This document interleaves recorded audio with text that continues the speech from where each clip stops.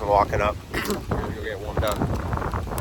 First take. It's very windy, which I like. Not a lot of people, amateur golfers, know how to play in the wind. And it's something I practice a lot of. Something we get a lot in Vancouver, but I also play a lot of really exposed courses. So it's an exciting thing to see.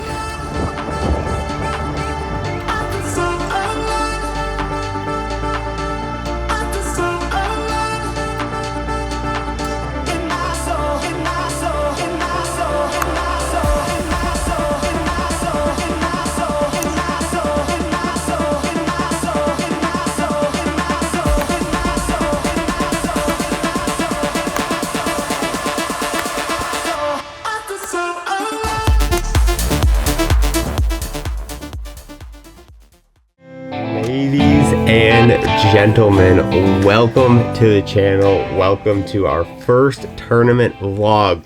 Now, if you can't already tell, which maybe you can, this tournament is actually a scramble event. This is a charity event that was happening in my city that I got invited to participate in. It was an industry thing, but yeah, it was all for charity.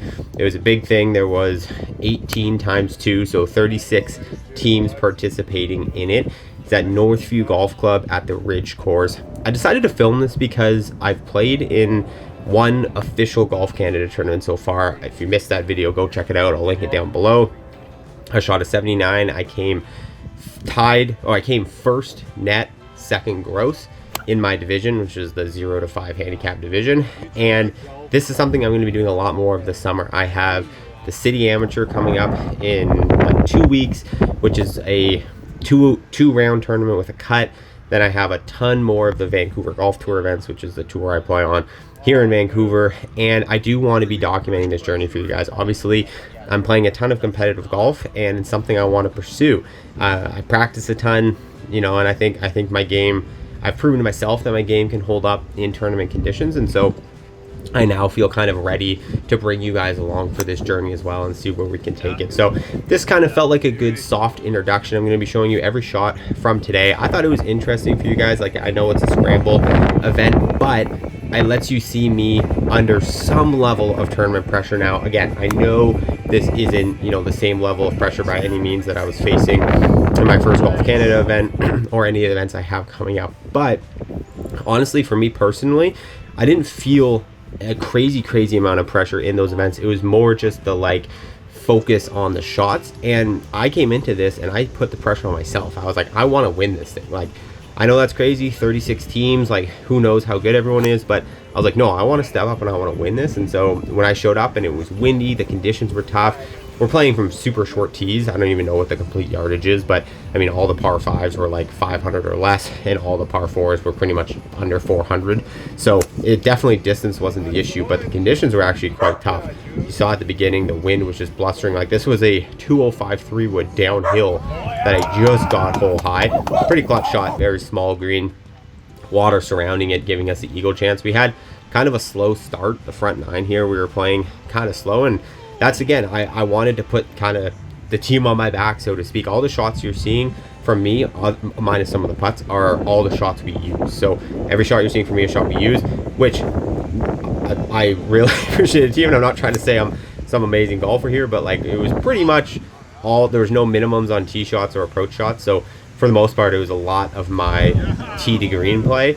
And then thankfully we had some other guys making some putts, but tee to green, it was a lot of my shots. This one, I drove the green, or like a yard off the green here, but this was probably like the worst moment of the whole day here. Just, eagle chip, left it short, which, I mean, I wanted to putt up the hill, but then all 4 of us missed the birdie putt, all kind of similarly. But anyways, came on to this hole. This was actually for a Ford F-150. They had an electric Ford F-150 parked beside it. But anyways, I do want to be documenting this tournament stuff for you guys. I do want to take you guys along on this journey. I'm still trying to figure out exactly what it would look like, because it is challenging, especially in the more like solo stroke play stuff, to set up the camera for every shot, just because it is a distraction at the end of the day. And like, you know, I wanted to do it here because I wanted to try it. It felt like kind of a soft entry, and it wasn't terrible, but there was also, you know, other people hitting their shots. That was a great kind of solo birdie there. But anyways, there were other people hitting their shots, and it was the same shot, so I didn't have to worry about getting in people's way. And so I just don't feel like it's appropriate to be self-filming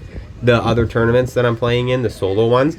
So I think I'll probably have to try to get someone to come out and help me film those, but it's definitely something I really want to do. I mean, you guys know I've been playing this game now. This is my third summer. This is the first time I've started to play in events, and I really do feel like I can compete at the amateur level, at least the amateur level I'm at. And, you know, I don't know exactly, that was a bomb putt by this other guy in our group, which was great. This is kind of where things started to tick up. We were a real slow start, but we started pouring some in here. But anyways, pursuing amateur golf is definitely, you know, it's a huge focus of mine right now, and I do think it's kind of somewhere where I want to take a lot of the content. So anyways, we're gonna dial it in here. We hit one just over the stick with the pitching wedge. Again, the wind was nuts. Like every shot throughout this whole round pretty much had to be flighted shots, which is good because that's something I've been working on.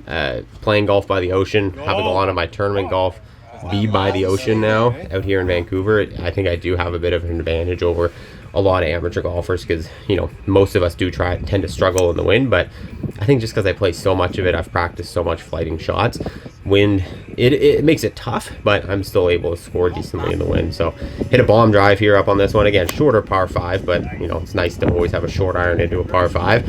And then stuck this one close. Almost made the solo eagle here. I didn't make the putt. It was actually, I didn't get the putt, to be fair. I was going last on every shot, and then this stud here just drained in a long putt. I didn't know any of these guys other than the guy in the white shirt, my buddy Justin. He's the one who invited me out, but the other two guys I just met when we got there. Hit this drive left, but it stayed just short of the tree line into the left rough, and we had a good shot in. I was pretty happy, honestly, with the outcome of this because, like, yes, it was a scramble, and, like, by no means am I going to say that my score would have been anywhere close to what we ended up shooting because it was a scramble. But, again, tee to green, it was pretty much all my shots. Like, every shot you're seeing on here were all the shots we took of mine, which was 18 tee shots, and I'm pretty sure nearly 18 approach shots. So, I mean, again, like, I'm not trying to, you know, say anything against these guys. I was a significantly better golfer than all these guys just by, like, you know, handicap practice. Like, you know, two of the guys barely play golf. They work, whatever. My buddy Justin is a solid amateur golfer, but he's not, like, a competitive amateur golfer. So, you know, it's not like some big ups thing, but it did make me feel confident in a lot of ways because I was able to still execute under, you know, some level of tournament pressure. And, like, this shot was a great example here. I hit a drive really close to the green, and we got up there, and all three of them were like, oh man, like, this sucks. Like, we can't play from here. Like, you know, inside 75 yards is not a lot of amateur golfers' best friends. So I felt like I really had to step up there. I hit a really nice little lob wedge, knockdown lob wedge to like 10 feet, and you saw Pierre was his name, drained the putt and made the birdie. So, and kind of the same thing here, hit a drive decently far up. All three guys missed left and long, and so I had to kind of step uphill, couldn't really see it. Hit another good solid wedge shot in there, and then you'll see we go on and we make the birdie putt here as well. This is really where we started absolutely rolling. 8 under after 12. We started to look at the leaderboard a little bit, and we were going shot for shot with the top group. So we were up near the top kind of from the beginning, but the first 4 holes, like I said, we were quite slow. But yeah, this is when we started getting up there. So I knew we were 1 shot off the lead right here. I hit this one, you know, to 15 feet, and then made a nice little solo birdie on this one to put us into the lead, which was really, I think, into the lead by 1. I think we were tied before this and into the lead by 1. And then we started rolling again. We ended up getting into the lead after this last couple holes, but this one really does come down to the wire. I'm not going to ruin it for you.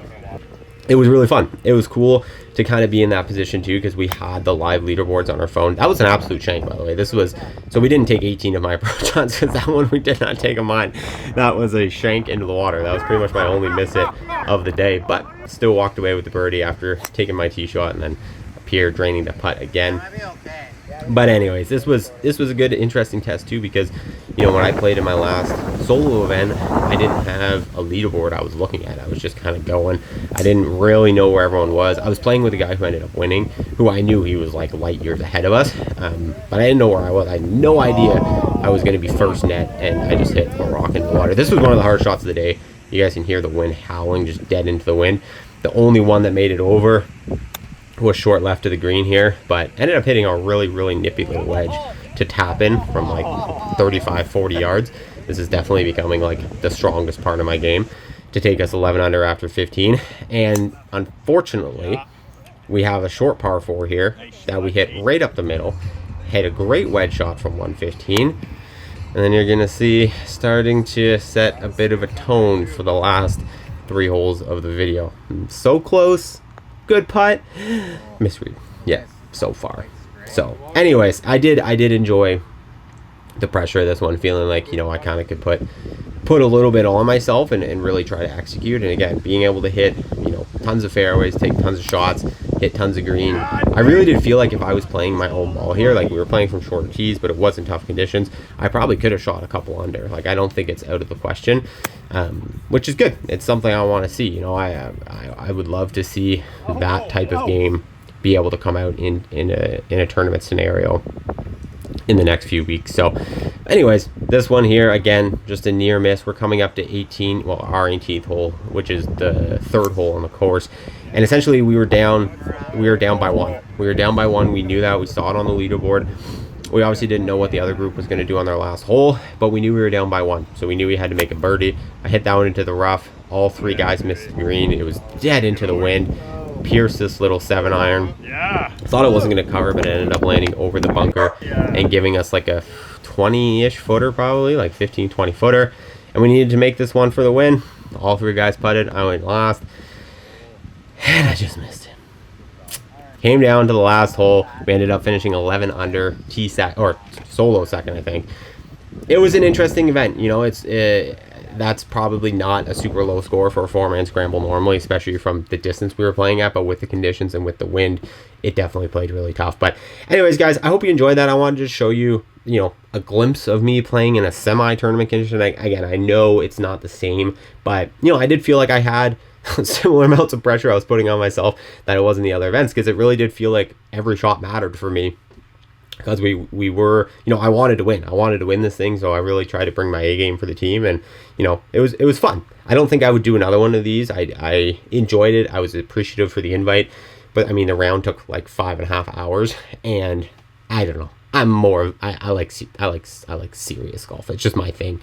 So I don't really think these types of scrambles, like the charity aspect of it, I guess, you know, if there was another one that was a charity aspect thing, maybe if it had something to do with content, like a creator thing, I would definitely do it, but yeah, they're not my favorite. I'm excited to play in a lot of more solo stroke play type events this summer. So you guys can look forward to that. Let me know in the comments below what you want to see, how you want me to document them. But yeah, I'm really excited to take you guys on this journey, you know, of all this golf stuff. Thank you guys so much for tuning in. I'll see you in the next one. Take it easy.